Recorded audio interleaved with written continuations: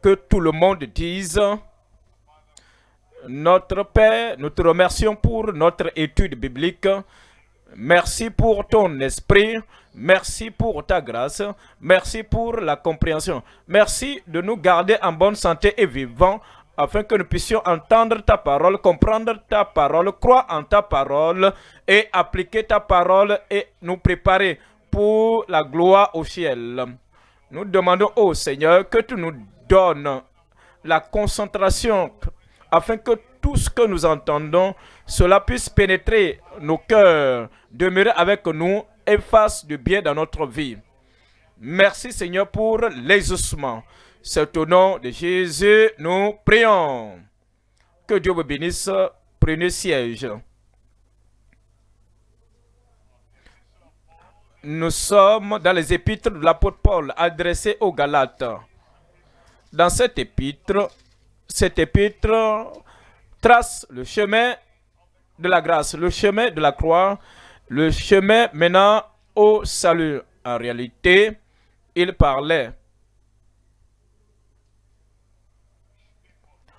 s'adressait aux Juifs, au peuple juif. Plusieurs d'entre eux, après avoir reçu le véritable évangile de Christ, ils retournaient au judaïsme, à la loi de Moïse.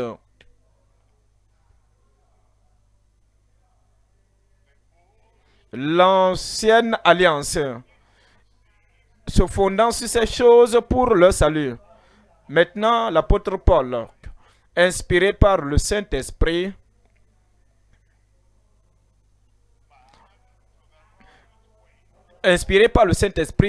les a réindiqués, attiré leur attention vers la voie de Christ pour qu'ils puissent abandonner la loi de Moïse, la loi de la circoncision, et abandonner tous les rites et les cérémonies des Juifs que la dispensation des Juifs faisait afin de venir totalement à Christ.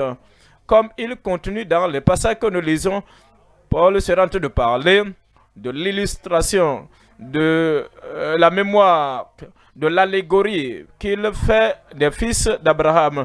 Il a parlé de l'esclavage au mont Sinaï et de la liberté en Sion. Maintenant, il nous fait sortir de la servitude de la loi.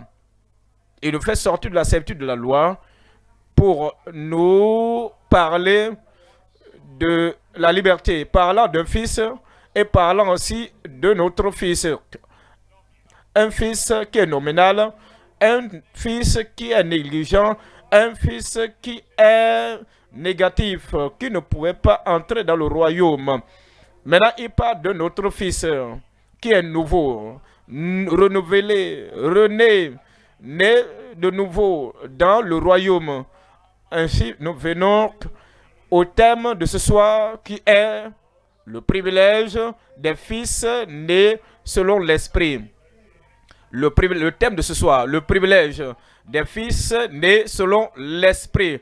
Nous étudions ce soir dans Galates chapitre 4 du verset 21 au verset 31.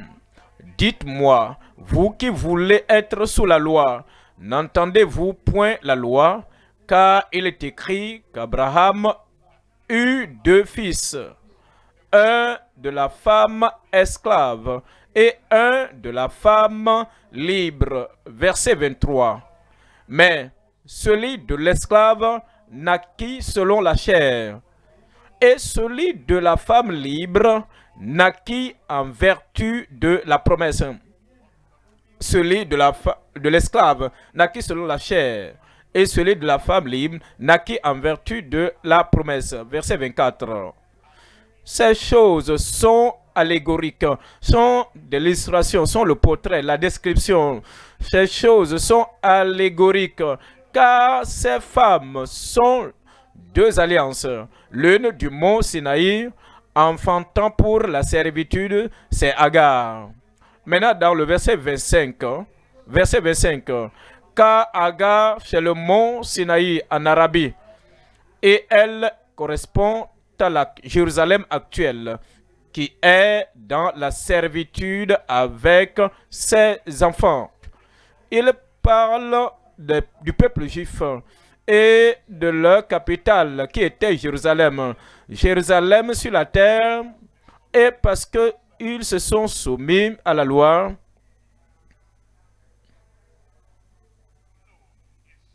il dit maintenant, mais la Jérusalem, et cette Jérusalem, l'actuelle Jérusalem est actuellement dans la servitude avec ses enfants. Maintenant, nous voyons dans le verset 26.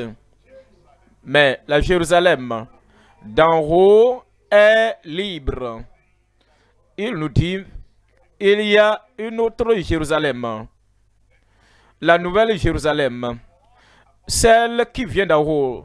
Celle qui descend d'en haut. Celle que nous intégrons par la rédemption en Christ. Celle que nous intégrons par la foi en Christ. Et de la Jérusalem d'en haut est libre. C'est notre mère. Car il est écrit dans le verset 27, réjouis-toi, stérile, toi qui n'enfantes point, éclate et pousse des cris, toi qui n'as pas éprouvé les douleurs de l'enfantement, car les enfants de la délestée seront plus nombreux que les enfants de celles qui étaient mariées. Verset 28. Pour vous, frères, comme Isaac, vous êtes enfants de la promesse. Et de même qu'alors, celui qui était né selon la chair persécutait celui qui était né selon l'esprit. Ainsi en est-il encore maintenant. Et dit, celui qui est né selon la chair est né une seule fois.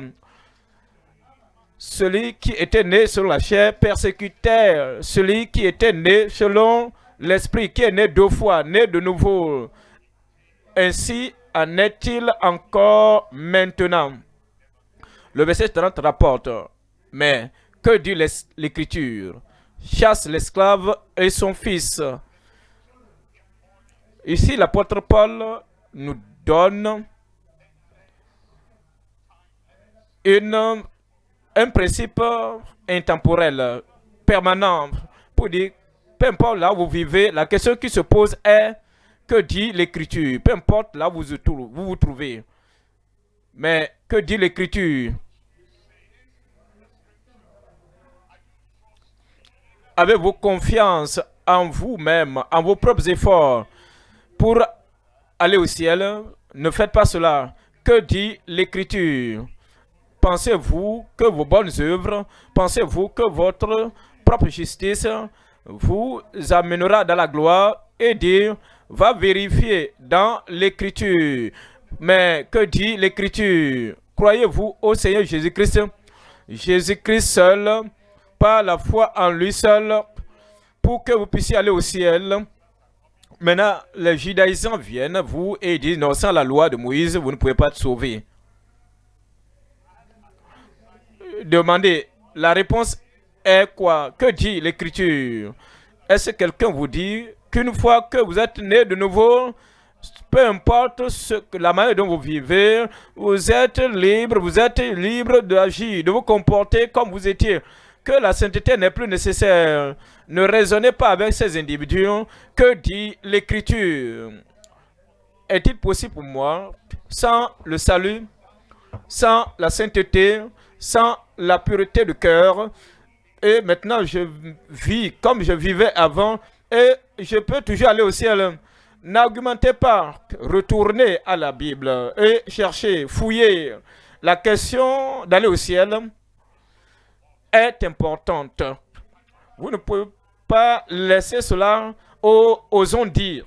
Vous ne pouvez pas laisser cela à vos sentiments. Vous ne pouvez pas reléguer cette question à votre sentiment. Vous devez chercher et savoir, parce que les opinions des hommes prendront fin, leurs idéologies, leurs philosophies prendront fin. Mais la seule chose qui restera, qui subsistera, c'est l'Écriture. Retournez toujours à l'Écriture. Mais que dit l'Écriture? chasse l'esclave et son fils, car le fils de l'esclave n'héritera pas avec le fils de la femme libre. Verset 31, c'est pourquoi, frères, nous ne sommes pas enfants de l'esclave, mais de la femme libre, libre du péché, libre de Satan, libre des maladies, libre des anciennes habitudes, libre des chaînes qui nous liaient. Nous, par Christ, nous, par la grâce, nous, par l'expiation du calvaire, nous sommes rendus libres. Et c'est ceux-là qui sont libérés et rendus purs. Ce sont ceux-là qui sont des enfants de la femme libre.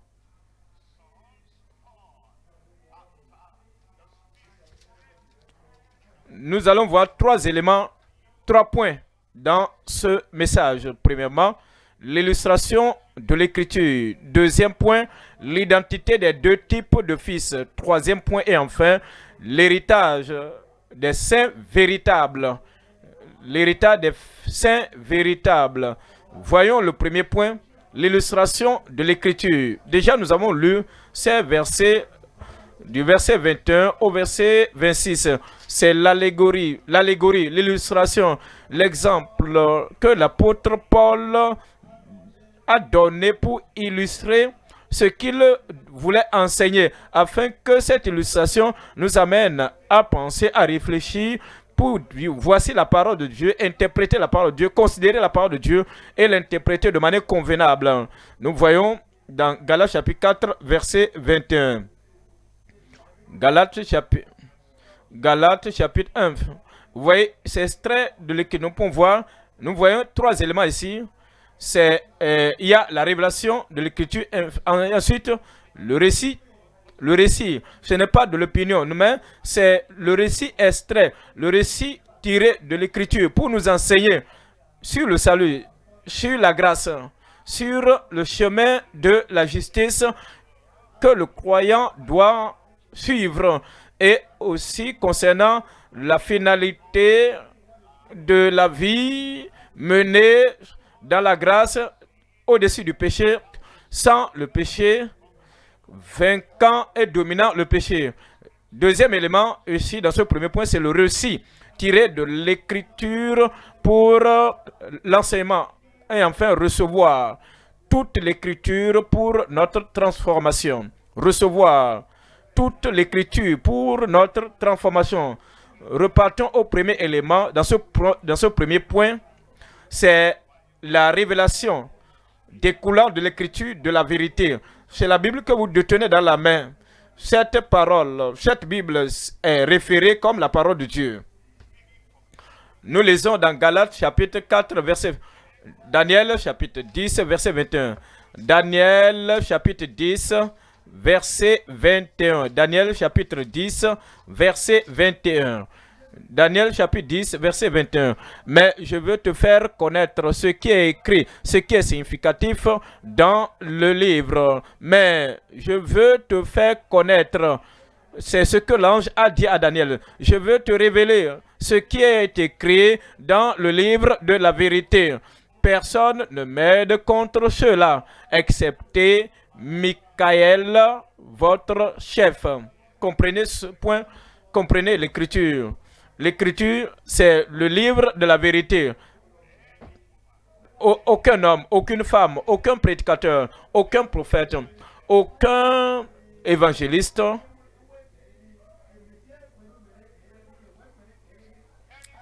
rien dans la Bible. Quiconque ôte une partie de la Bible est un prédicateur de fausseté, parce que l'écriture est le standard. Vous cherchez la vérité, voulez-vous mettre de l'emphase sur la vérité, retournez aux Écritures et dites maintenant, c'est le livre de la vérité. Au passage, c'était un ange qui a dit cela, qui a dit que le livre, la parole que Dieu a donnée, parce que Dieu ne peut pas mentir. Sa parole est la parole de la vérité. C'est le livre de la vérité. On nous rapporte dans Luc chapitre 24. Luc 24, 44. Luc chapitre 24, verset 44. Luc 24, verset 44. Parlant de Jésus, il leur dit, « C'est là ce que je vous disais lorsque j'étais encore avec vous, qu'il fallait que s'accomplisse tout ce qui est écrit. » C'est l'écriture de la vérité, c'est la parole de Dieu. Cette parole dit au péché comment se repentir. Et il dit, quiconque invoquera le nom du Seigneur sera sauvé. Tout ce qui est écrit me concernant, il fallait que s'accomplisse tout ce qui est écrit. Il a dit, à moins que votre justice ne surpasse la justice des scribes et des pharisiens, vous ne pourrez aucunement aller dans le royaume de Dieu. Il fallait que s'accomplisse tout ce qui est écrit de moi. Il dit, je suis le chemin, la vérité et la vie. Personne, dans aucune génération, nul ne vient au Père que par moi. Tout doit s'accomplir. C'était nécessaire que Christ meure et qu'il soit enseveli et au troisième jour qu'il ressuscita pour ton salut. Tout ça doit s'accomplir. Il fallait que s'accomplisse tout ce qui est écrit de moi dans la loi de Moïse, dans les prophètes et dans les psaumes, me concernant Christ, me concernant moi le Sauveur, me concernant en tant que le substitut, me concernant en tant que le sacrifice final acceptable aux yeux du Seigneur. Tout ce qui est écrit concernant Christ doit s'accomplir. Me concernant en tant que le sanctificateur, me concernant en tant que celui qui baptise dans le Saint-Esprit. Celui qui change votre vie.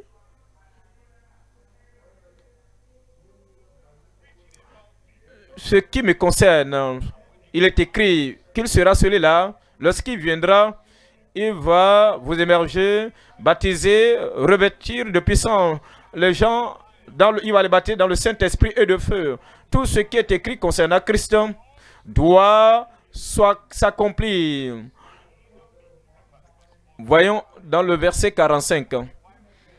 Luc chapitre 24, verset 45. Alors il leur ouvrit l'esprit afin qu'ils comprissent les Écritures.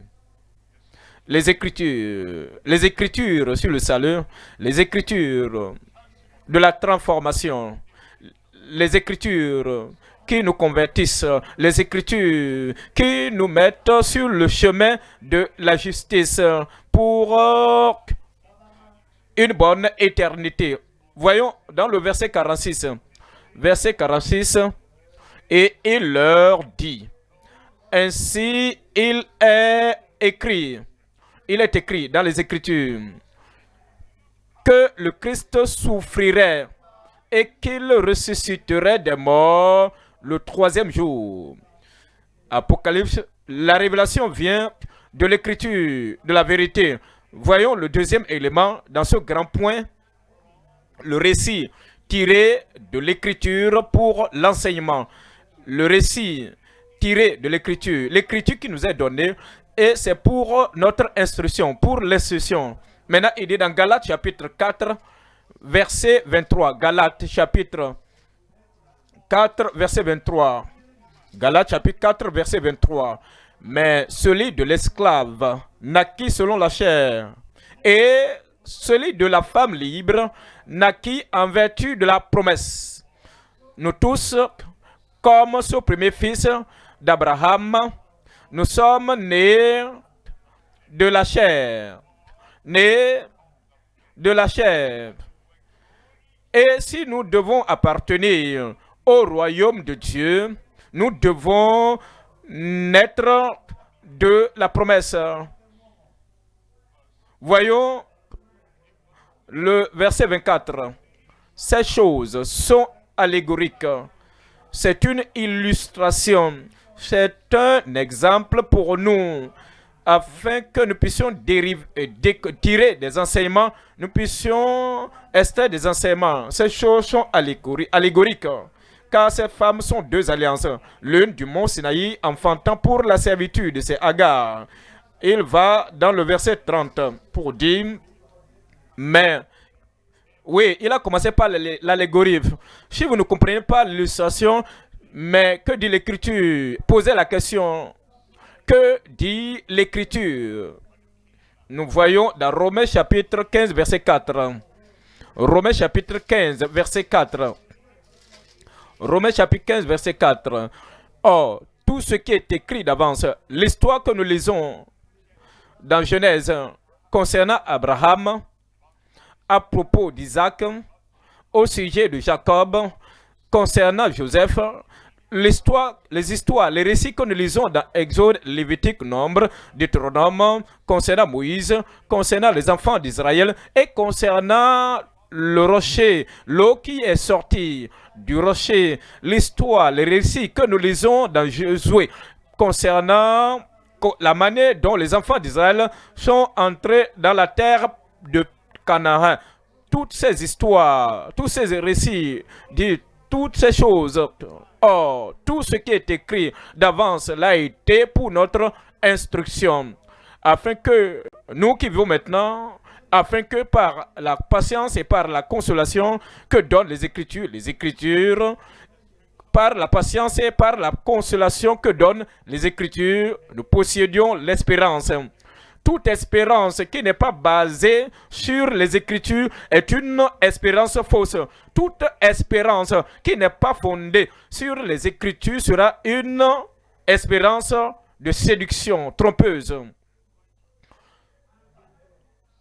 Vas-tu au ciel? J'espère. Est-ce que tu parviendras à la fin au ciel? Oh, j'espère. Seras-tu accepté, agréable aux yeux de Dieu? Bien, je pense, parce que à cause de ce que je fais, à cause de ma propre justice, et à cause de ceci, de cela, j'espère toute espérance qui n'est pas basée, qui n'est pas solidement basée sur les Écritures, sera une espérance de déception décevante. L'Écriture ne donne aucune espérance à ceux-là qui ne se sont pas repentis, à ceux-là qui ne se sont pas convertis, à ceux-là qui n'ont pas eu une nouvelle vie en Christ, à ceux-là qui disent « Ah, je fais le mieux que je puisse faire, j'espère que Dieu va voir mes efforts et mes défis et m'amener là-bas. » Non, non. L'espérance doit être basée sur ce que les Écritures ont dit. Que dit l'Écriture? Mais que dit l'Écriture? Oh, tout ce qui a été écrit d'avance l'a été pour notre instruction, afin que par la patience et par la consolation que donnent les Écritures, nous possédons l'espérance. 2 Timothée chapitre 3, verset 15. 2 Timothée chapitre 3, verset 15. 2 Timothée chapitre 3, verset 15. Depuis ton enfance, dès ton enfance, tu connais les saintes lettres. Les saintes lettres. Pourquoi il appelle ceci les saintes lettres? Parce que lorsque les Écritures entrent en nous, les Écritures nous rendent saints. Si tu dis que tu connais les Écritures, les saintes lettres, et que les Écritures que tu connais te rendent malsain, souillé, tu n'as pas une bonne interprétation des saintes lettres. Si les Écritures que tu cites et que tu essaies de te consoler avec ces Écritures peuvent te rendre pécheur et que ces Écritures t'amènent à justifier le péché ou justifier le mal. Tu n'utilises pas les Écritures de manière appropriée. Ce sont les saintes Écritures, les saintes lettres qui nous rendent saints dès ton enfance. Tu connais les saintes lettres qui peuvent te rendre sage à salut par la foi en Jésus-Christ. Dans le verset 16, il dit, toute écriture est inspirée de Dieu et utile pour enseigner, pour convaincre, pour corriger, pour instruire dans la justice, verset 17, afin que l'homme de Dieu soit accompli.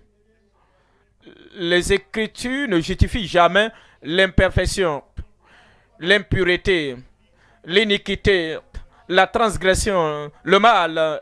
Les Écritures nous parviennent pour nous faire sortir et pour nous faire sortir du péché, pour nous faire sortir de l'imperfection, afin que l'homme de Dieu, l'enfant de Dieu, soit accompli, rendu mature et propre à toute bonne œuvre. Je prie que les Écritures aient une œuvre efficace dans toutes les vies au nom de Jésus. Troisième élément ici dans le premier point, c'est recevoir toute l'Écriture. Recevoir tout de l'Écriture pour notre transformation. Ce n'est pas sélectionner, chercher, choisir et rejeter. Ce n'est pas rejeter une partie de l'Écriture et accepter d'autres Écritures. J'accepte l'Écriture sur la guérison. Oui, avance. Tu dois également accepter l'Écriture sur la sainteté. Tu ne peux pas dire, j'accepte l'Écriture de la foi, hein? Tu dois également accepter l'Écriture, les Écritures sur la fidélité. Tu ne peux pas dire, ah, j'accepte les Écritures sur le sacrifice de Christ. Tu dois également aussi accepter les Écritures sur la sincérité et la soumission et la sanctification du chrétien. Recevoir tout de l'Écriture pour notre transformation. Voyons Galates, chapitre 4, verset 30. Mais que dit l'Écriture? Chasse l'esclave et son fils, car le fils de l'esclave n'héritera pas avec le fils de la femme libre. Dans Romains chapitre 4, verset 3. Romains chapitre 4, verset 3. Romains 4, verset 3. Que dit l'Écriture? Car que dit l'Écriture? Regardez, en tout temps, il revient toujours sur l'Écriture pour dire que dit l'Écriture. Vous êtes dans la cellule de maison, que dit l'Écriture? Vous êtes dans l'église locale, que dit l'Écriture?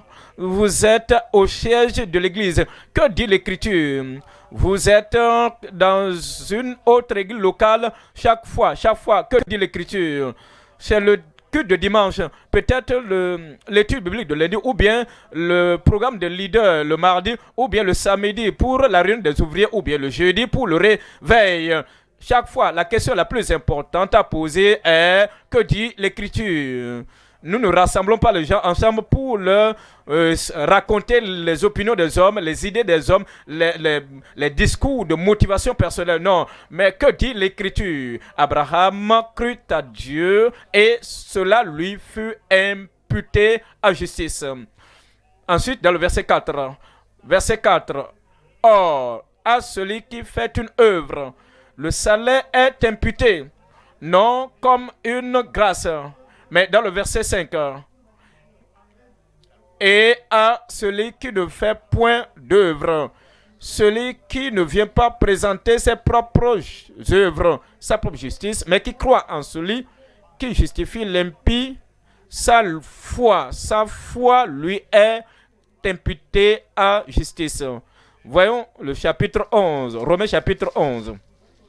Romains chapitre 11, verset 2. Dieu n'a point rejeté son peuple, qu'il a connu d'avance. Ne savez-vous pas ce que l'Écriture rapporte de lui? Est-ce que vous voyez ce point? En tout temps, chaque moment, vous considérez l'histoire de la fin des temps, que ce soit les Juifs, que les Juifs seront-ils restaurés dans le royaume? Oui ou non? Retournez aux Écritures et dire, ne savez-vous pas ce que l'Écriture rapporte d'Élie?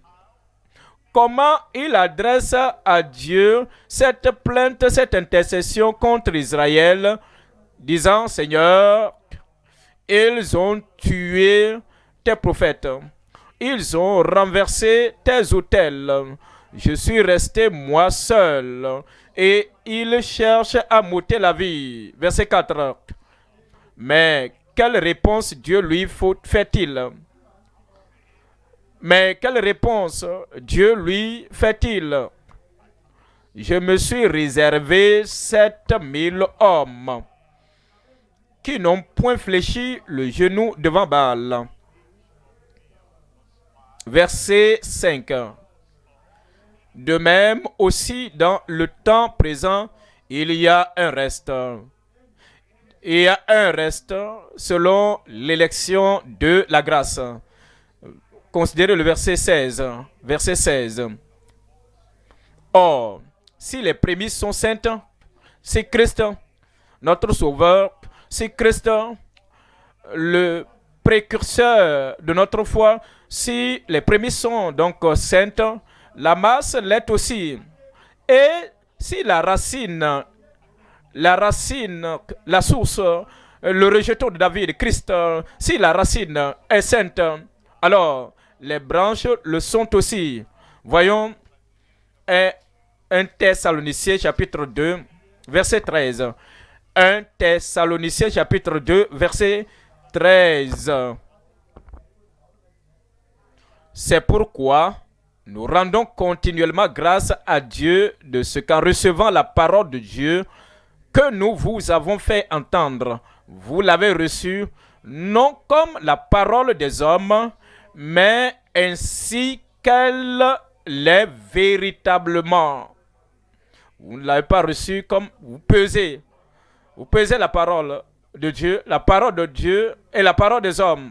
Il y a des gens qui suivent la parole des hommes, leur vie, leur comportement, leur caractère, leur espérance. Toute chose est basée sur la parole des hommes.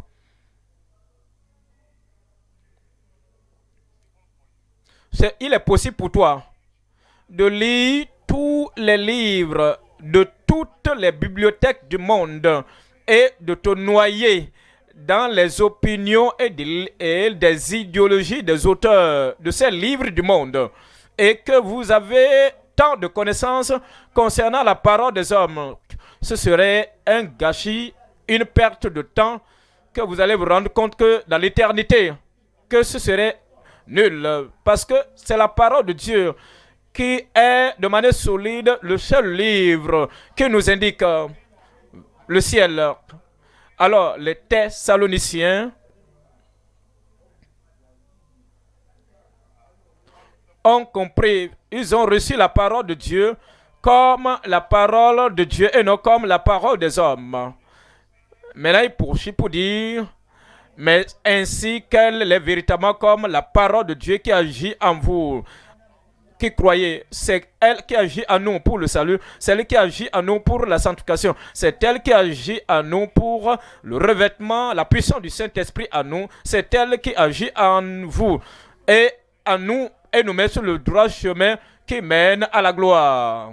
Nous abordons le deuxième point. Deuxième point, l'identité des deux types de fils. L'identité des deux types de fils. L'identité des deux types de fils. Il nous parle de celui-là qui était né selon la chair.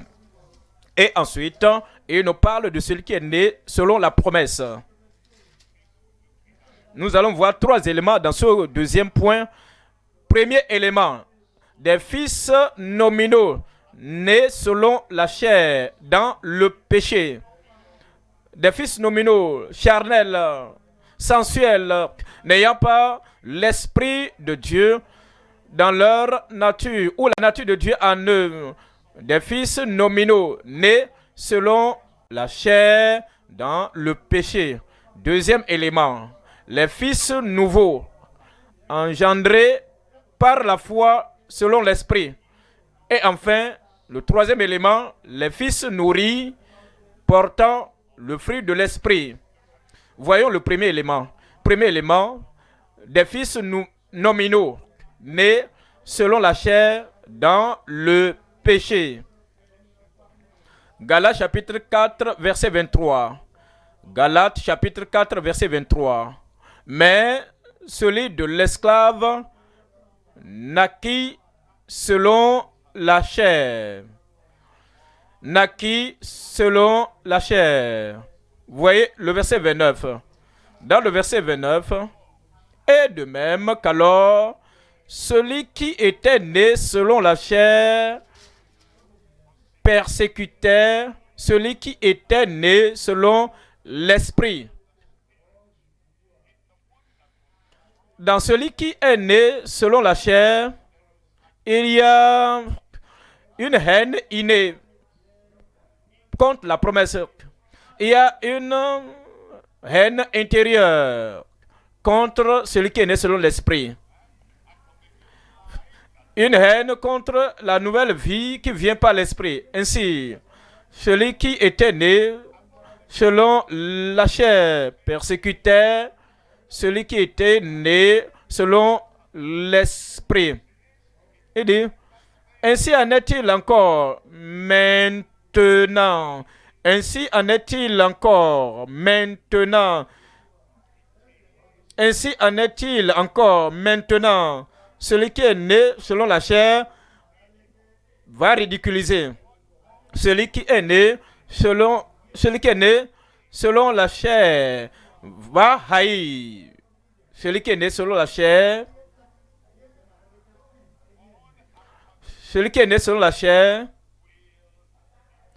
va minimiser, dénigrer celui qui est né selon l'esprit. Voyons dans Romains chapitre 9. Romains chapitre 9, verset 6. Romains chapitre 9, verset 6. Ce n'est point à dire que la parole de Dieu soit restée sans effet, car tous ceux qui descendent d'Israël ne sont pas Israël. Car tous ceux qui descendent d'Israël ne sont pas Israël. Voyez le verset 7.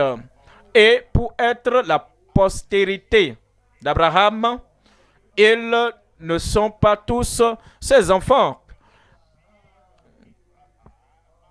Mais pour être la postérité d'Abraham, ils ne sont pas tous ses enfants. Les Juifs ne comprenaient pas ce point au temps de Christ.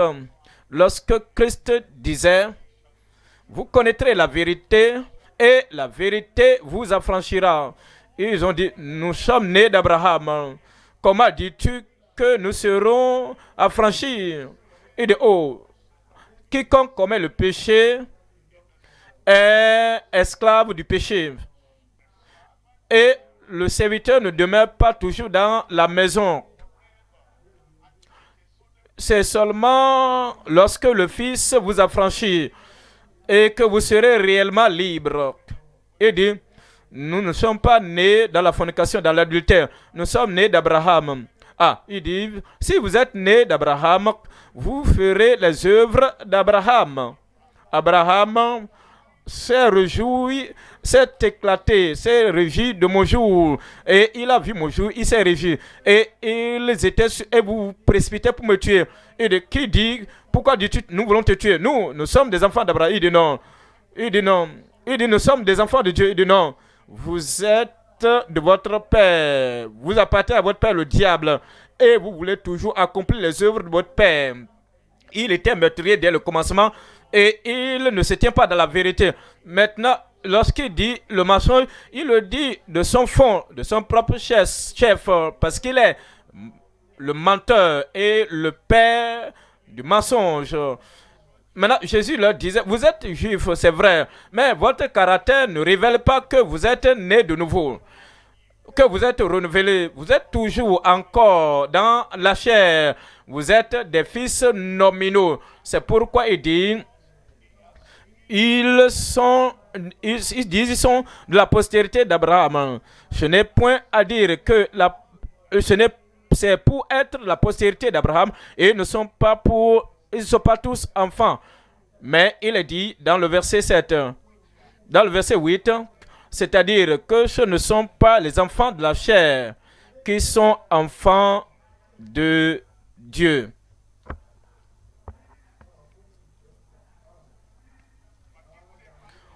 Même l'homme juste, cela ne fait de personne un véritable enfant de Dieu.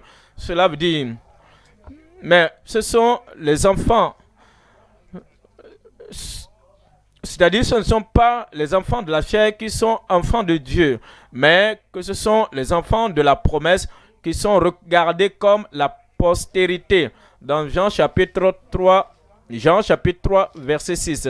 Jean chapitre 3, verset 6. Jean 3, verset 6. Ce qui est né de la chair est chair. Ce qui est né de la chair est chair. Qu'est-ce que cela veut dire? Il sera souillé. Qu'est-ce que cela veut dire? Il sera un homme de convoitise. Il sera envieux. Qu'est-ce que cela veut dire? Il sera égoïste, pécheur. Qu'est-ce que cela veut dire? Il sera arrogant et humain. Ce qui est né de la chair est chair. Et ce qui est né de la chair, de l'esprit est esprit. Galates chapitre 5, verset 19. Galates chapitre 5, verset 19. Or, les œuvres de la chair sont manifestes. Ceux qui sont nés de la chair, ceux qui ne sont pas nés de l'esprit, ce sont l'impudicité, l'impureté, la fornication, la dissolution, verset 20, l'idolâtrie, la magie, la sorcellerie, les inimitiés, les querelles, les jalousies, les animosités, les disputes, les divisions, les sectes, verset 21, l'envie, l'ivrognerie, les excès de table et les choses semblables. Je vous dis d'avance, comme je l'ai déjà dit,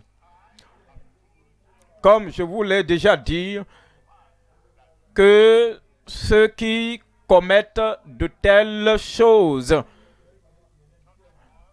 fréquenteurs d'église, des gens religieux, nés selon la chair, mais qui ne sont pas nés de nouveau, qui ne sont pas nés d'esprit.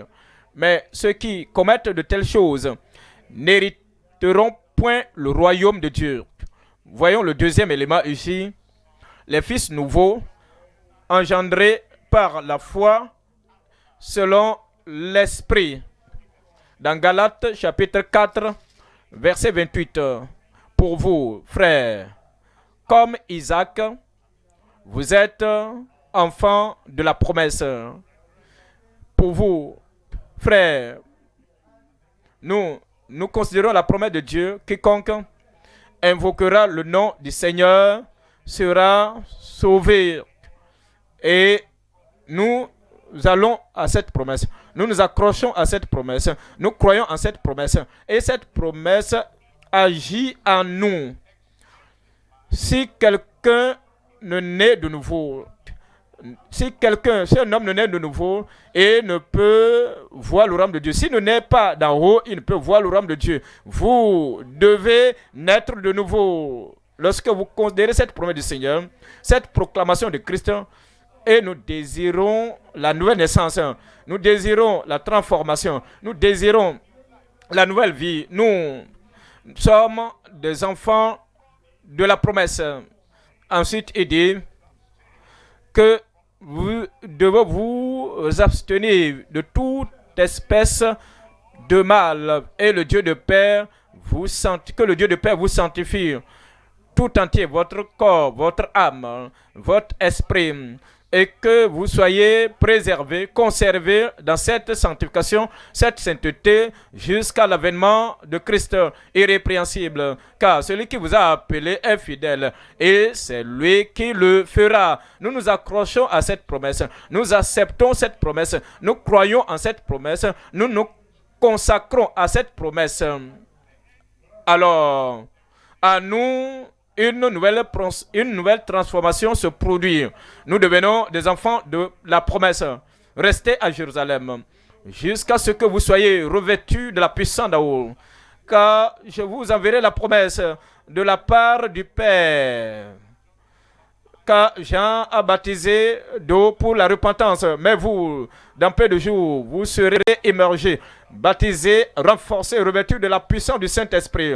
Alors, nous demeurons à Jérusalem.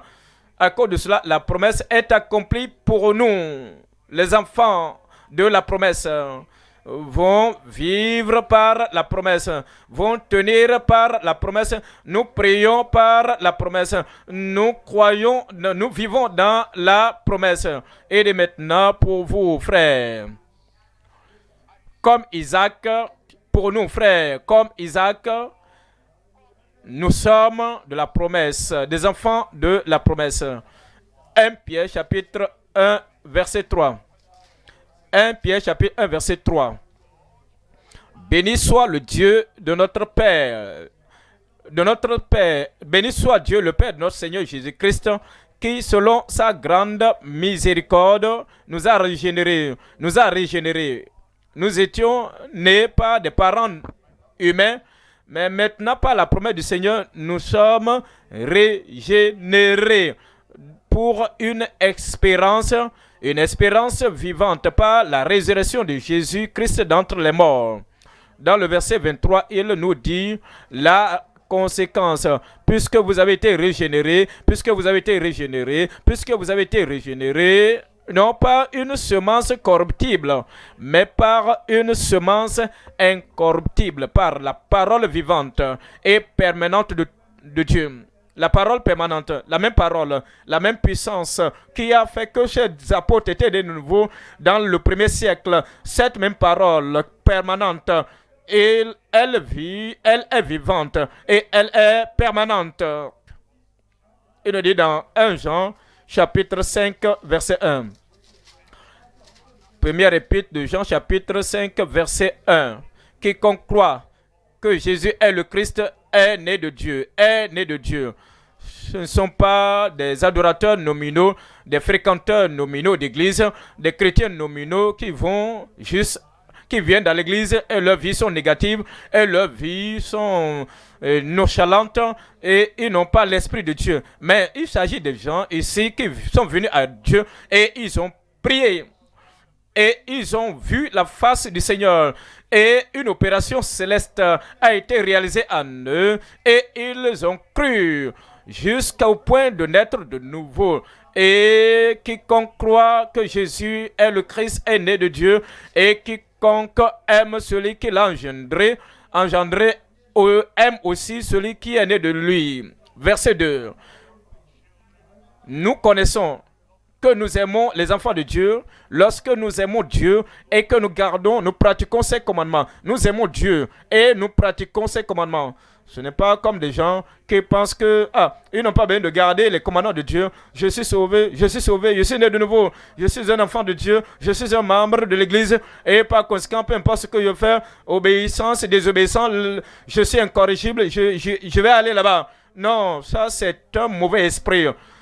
Celui qui doit aller au ciel et celui qui va être acceptable aux yeux du Seigneur doit aimer Dieu et pratiquer ses commandements. Voyons le verset 3. Dans le verset 3, car l'amour de Dieu consiste à garder ses commandements. Et ses commandements ne sont pas pénibles. Voyons le verset 4. Verset 4. Et il rapporte parce que tout ce qui est né de Dieu triomphe du monde. Et la victoire qui triomphe du monde, c'est notre foi. Verset 18. Dans le verset 18, nous savons que quiconque, en ce temps-là, en ce moment précis, nous savons que quiconque dans cette église ou dans cette autre église, nous savons que quiconque est né de Dieu ne pêche point. Mais celui qui est né de Dieu se garde lui-même et le malin ne le touche pas. Le troisième élément ici, il s'agit des fils nourris portant le fruit de l'esprit, des fils nourris dans la foi, nourris dans la parole, nourris par l'esprit, nourris dans les écritures de la vérité. Nous considérons 1 Timothée, chapitre 4, verset 6. 1 Timothée, chapitre 4, verset 6. En exposant ces choses aux frères, tu seras un bon ministre de Jésus-Christ. Si toi, le prédicateur, pasteur, enseignant, ministre, si tu exposes ces choses aux frères, pas une seule chose, la guérison, guérison tout le temps. Non seulement une chose singulière, la délivrance, miracle tout le temps. Non seulement une seule chose, les prodiges et les miracles en tout temps. Non, il dit, en exposant ces choses aux frères, le salut, y compris, la nouvelle créature en Christ, y compris, vivre par la grâce de Dieu, y compris, ayant la pureté de cœur, poursuivant et cherchant la première chose, le royaume de Dieu et sa justice. Vive, abandonnant toutes ces choses qui seront ajoutées. Si tu exposes ces choses aux frères, tu seras ainsi un bon ministre de Jésus-Christ, nourri des paroles de la foi et de la bonne doctrine que tu as exactement suivi. Verset 16. Dans le verset 16, il dit, veille sur toi-même et sur ton enseignement. Persévère dans ces choses. Persévère dans ces choses, car en agissant ainsi, tu te sauveras toi-même, prédicateur, enseignant, ministre, ouvrier. Si tu ne fais pas ceci, tu ne peux même pas te sauver. Si tu ne dis pas aux pécheurs ce qu'il faut faire pour être sauvé, si tu ne dis pas aux croyants ce qu'il faut faire pour être ferme dans la voie, dans la foi du Seigneur, si tu ne le fais pas, tu peux mettre en péril ta chance d'aller au ciel. Veille sur toi-même et sur ton enseignement. Persévère dans ces choses, car en agissant ainsi, tu te sauveras toi-même et tu sauveras ceux qui t'écoutent. Voyons Galates chapitre 5, verset 22. Galates, nourris, les fils nourris, portant le fruit de l'esprit. Qu'est-ce que le fruit de l'esprit? Dans Galates chapitre 5, verset 22. Galates chapitre 5, verset 22. Mais le fruit de l'esprit, c'est l'amour, pas la haine. L'amour et non un amour mélangé de duplicité. L'amour pur, l'amour transparent. Le fruit de l'esprit, c'est l'amour et non mélangé avec les politiques du monde.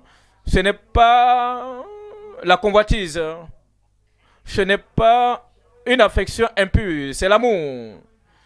Le fruit de l'esprit, c'est l'amour. La joie, ce n'est pas la joie dans le mal, ce n'est pas la joie dans le péché, ce n'est pas la joie à voir les autres souffrir. C'est la joie à l'image de Christ, la paix. Ce n'est pas la paix qui couvre une conscience flétrie. Oh, ma conscience ne me condamne pas. Ma conscience ne me condamne pas. Ma conscience, je suis libre. Je suis libre. Non, laisse tomber cela. Ce n'est pas cette paix dont nous parlons. C'est une paix réelle. C'est une paix qui ôte toute condamnation. Même si la conscience ne vous condamne pas, vous êtes libre. Parce que vous êtes libre du péché. Vous avez l'amour, la joie et la paix, la patience. Cela veut dire que les persécutions viendront.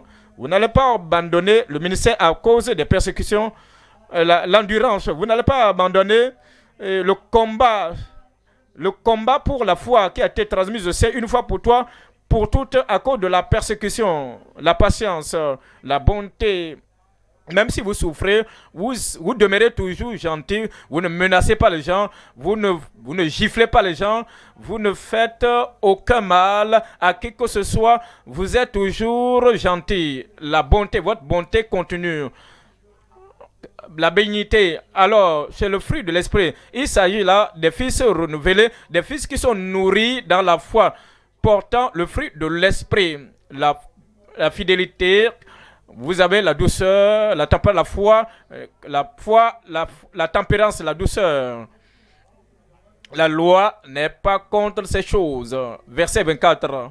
Ceux qui sont à Jésus-Christ ont crucifié la chair avec ses passions et ses désirs. Nous voyons dans Éphésiens chapitre 5. Éphésiens chapitre 5, verset 9. Éphésiens chapitre 5, verset 9. Car le fruit de la lumière consiste en toutes sortes de bonté, de justice et de vérité. Verset 10. Examinez ce qui est agréable au Seigneur. Ce n'est pas ce qui est acceptable, ce qui est agréable au gang, au groupe de bandits. Ce n'est pas ce qui est acceptable aux voisins qui ne sont pas nés de nouveau. Ce n'est pas ce qui est agréable à vos collègues dans la même profession qui n'ont pas un principe de la justice. Et d'examiner ce qui est agréable au Seigneur. Maintenant, dans le verset 11, il dit, et ne prenez point part aux œuvres infructueuses des ténèbres, mais plutôt condamnez-les. Hébreux chapitre 12, verset 11. Hébreux chapitre 12, verset 11. Il est vrai que tout châtiment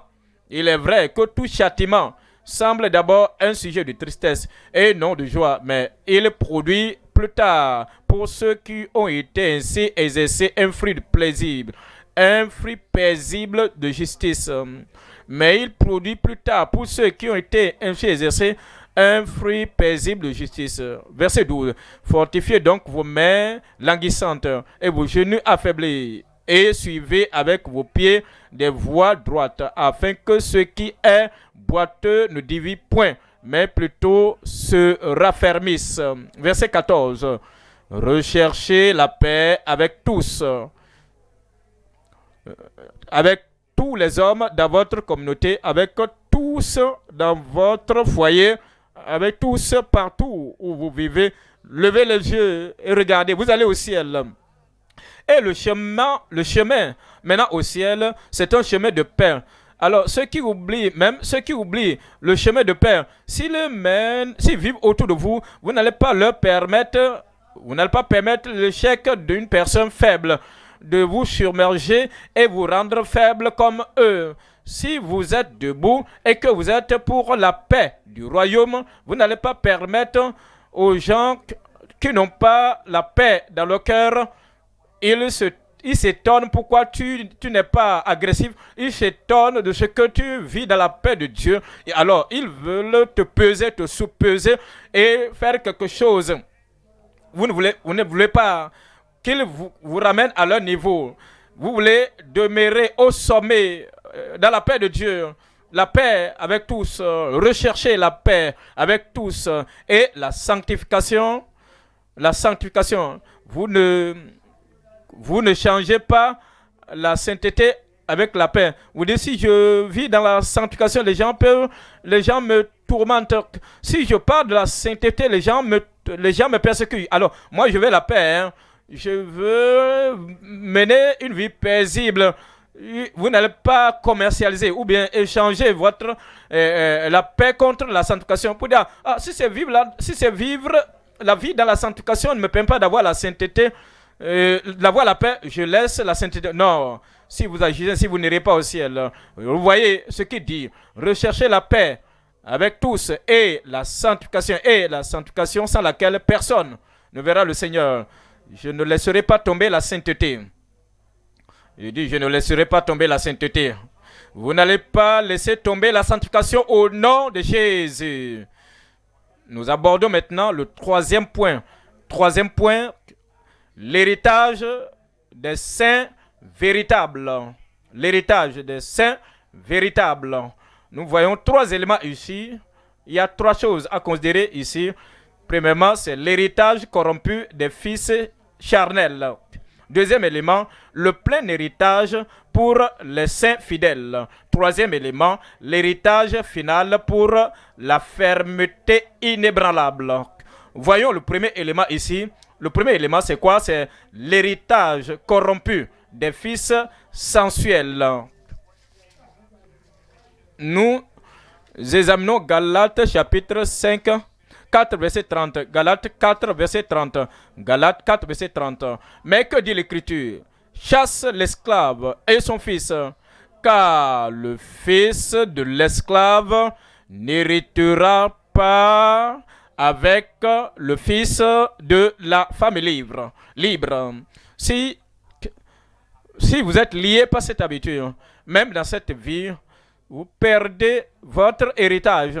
Si vous êtes lié, vous êtes esclave avec d'une habitude sauvage, même à l'école, vous perdez l'héritage, le diplôme pour lequel vous êtes allé à l'école ou à l'université. Si vous êtes lié, vous êtes esclave d'une attitude d'orgueil arrogante, même dans la vie. Le père qui est sur le point de mourir, qui écrit le testament, vous allez perdre l'héritage de ce père-là. Et maintenant, dans le royaume de Dieu, si nous devenons pécheurs, égocentriques, charnels, désobéissants et rebelles, nous mettons en péril notre héritage. Nous empiétons sur notre héritage parce que nous demeurons aussi charnels, sensuels, mauvais, souillés, impurs et pécheurs et fréquenteurs d'église. Il nous dit, mais que dit l'Écriture? Chasse l'esclave et son fils, car le fils de l'esclave qui ridiculise, qui se moque, qui rivalise contre Sarah et son fils Isaac, ce fils n'héritera pas avec le fils de la femme libre. Nous voyons Hébreux chapitre 12, verset 15. Hébreux chapitre 12, verset 15. Veillez à ce que nul ne se prive de la grâce de Dieu, à ce qu'aucune racine d'amertume poussant des rejetons ne produise du trouble et que plusieurs n'en soient infectés. Verset 16. À ce qu'il n'y ait ni impudique ni profane comme Ésaü, qui pour un mets vendit son droit d'aînesse. Verset 17. Vous savez que plus tard, voulant obtenir la bénédiction, il aurait pu hériter la bénédiction. Il fut rejeté, quoiqu'il la sollicita avec larmes, car son repenti ne put avoir aucun effet. Si nous prenons le chemin d'Ésaü, la voie des charnels, des sensuels, la voie des hommes sensuels et la voie des cupides, la voie des pécheurs, des rétrogrades, nous perdons les bénédictions que nous aurions héritées. On peut travailler durement, on peut travailler de manière ingénieuse, mais si nos vies, nos cœurs, nos conduites, nos expériences, si ces choses ne reflètent pas la grâce de Dieu venant du cœur, et que nous sommes comme Ésaü, nous vendons notre droit d'aînesse, nous mettons en péril l'héritage. Dans Hébreux chapitre 2, verset 1. Hébreux chapitre 2, verset 1. C'est pourquoi nous devons d'autant plus nous attacher aux choses que nous avons entendues, de peur que nous ne soyons emportés loin d'elles. Verset 2. Car si la parole annoncée par des anges a eu son effet, Et si toute transgression et toute désobéissance a reçu une juste rétribution, verset 3, comment échapperons-nous en négligeant un si grand salut? C'est pourquoi, comme nous venons à l'étude biblique, après l'étude biblique, on nous donne le temps de prier afin que s'il y a quelque chose dont nous devons nous repentir, l'Esprit de Dieu va le ramener à notre mémoire et nous nous repentons. C'est pourquoi, après avoir écouté la parole de Dieu, c'est très très important et crucial que nous puissions examiner nos vies. Si nous rétrogradons afin de revenir au Seigneur, s'il y a une chose que nous devons corriger dans notre vie, faire la restitution au temps propice où l'Esprit de Dieu continue de parler à notre cœur. Nous faisons la restitution et nous rectifions toute chose qui doit être rectifiée. Parce que comment échapperons-nous en négligeant un si grand salut qui, annoncé d'abord par le Seigneur, nous a été confirmé par ceux qui l'ont entendu. Nous voyons le deuxième élément ici, le plein héritage pour les saints fidèles. Actes chapitre 2, verset 32. Actes chapitre 2, verset 20. Actes chapitre 20. Actes chapitre 20, verset 32. Actes chapitre 20, verset 32. Et maintenant, je vous recommande à Dieu et à la parole de sa grâce, à celui qui peut édifier. La parole de sa grâce est capable de vous édifier et donner l'héritage avec tous les sanctifiés. Tous les sanctifiés. Vous donnez l'héritage avec tous les sanctifiés. Manifestement, vous devez avoir quitté le camp des pécheurs avant de venir dans l'héritage, parmi les héritiers de la sanctification. Vous devez avoir quitté le camp des dépravés, le camp des souillés. Vous devez avoir quitté le camp de ceux qui défient, des arrogants. Vous devez avoir sorti. Vous devez être sorti de ce camp pour maintenant rejoindre le camp de tous ceux qui sont sanctifiés avant d'avoir l'héritage avec tous les sanctifiés. C'est l'appel du Seigneur dans Actes chapitre 26, verset 18. Actes chapitre 26, verset 18. Afin que tu leur ouvres les yeux pour qu'ils passent des ténèbres à la lumière et de la puissance de Satan à Dieu. Détourne-les, pousse-les à revenir. Le ministère du prédicateur, c'est d'amener les auditeurs à quitter la sensualité pour venir à la vie semblable à Christ, les détourner du moi de la vie égocentrique, pour une vie sacrificielle de Christ. Ouvrir leurs yeux, les faire passer des ténèbres à la lumière et de la puissance de Satan à Dieu pour qu'ils reçoivent par la foi en moi le pardon des péchés. Alors, vous vous détournez de ces choses avant de recevoir le pardon des péchés. Vous ne devez pas garder votre cœur, votre pensée, vos yeux, votre concentration sur le péché et refuser de vous repentir. Et alors vous dites, je suis pardonné, je suis libre. Non, la liberté n'arrive pas de cette manière.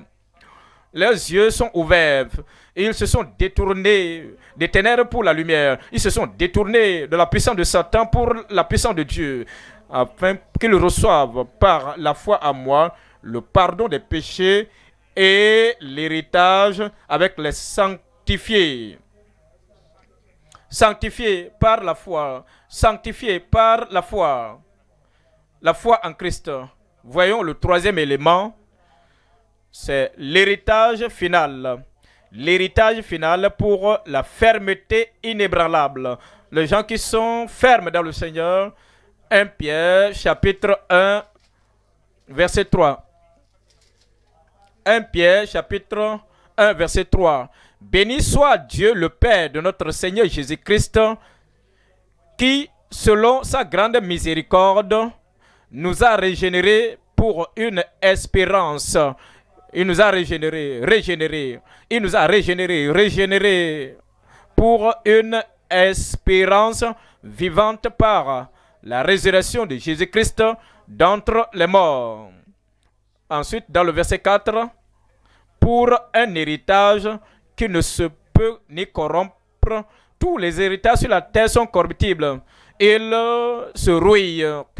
Toutes les couronnes, les prix, les trophées du monde, les héritages du monde, ils se fanent. Mais lorsque vous êtes né de nouveau et que vous demeurez en Christ dans cette expérience de la nouvelle naissance, ensuite vous êtes amené à avoir un héritage qui ne se peut ni corrompre, ni souiller, ni flétrir, lequel vous est réservé dans les cieux. C'est pourquoi vous devez aller au ciel, qui vous est réservé dans les cieux. Et dans le verset 5, à vous qui par la puissance de Dieu êtes gardés par la foi, êtes gardés. Ils ne vacillent pas, ils sortent, ils entrent, ils demeurent, ils habitent, ils sont fermes dans le royaume de Dieu. Ils ne permettent pas à la corde de la tentation de Satan, la corde de la tentation des épreuves et des menaces de les retirer hors du chemin. Ils demeurent, ils sont gardés par la puissance de Dieu, par la foi, pour le salut prêt à être révélé dans les derniers temps. Je prie que vous ne raterez pas ce ciel. Je dis moi, je ne raterai pas ce ciel. Vous ne le raterez pas au nom de Jésus. Mais vous devez naître de nouveau et demeurer dans la grâce de Dieu, mener la vie par la grâce de Dieu jusqu'à la fin du temps, afin que lorsque le temps viendra de la terre, vous irez au ciel et pour toujours au ciel des siècles, vous serez là-bas au nom de Jésus. Levons-nous maintenant et parlons au Seigneur dans la prière. Nous avons entendu la parole de Dieu et nous devons prier pour intégrer cette parole en nous afin que la grâce de Dieu puisse venir dans notre vie, demeurer dans notre vie et nous allons continuer à marcher dans la justice, dans la sainteté devant lui tous les jours de notre vie. Ainsi, lorsque le temps viendra, il nous amènera au ciel.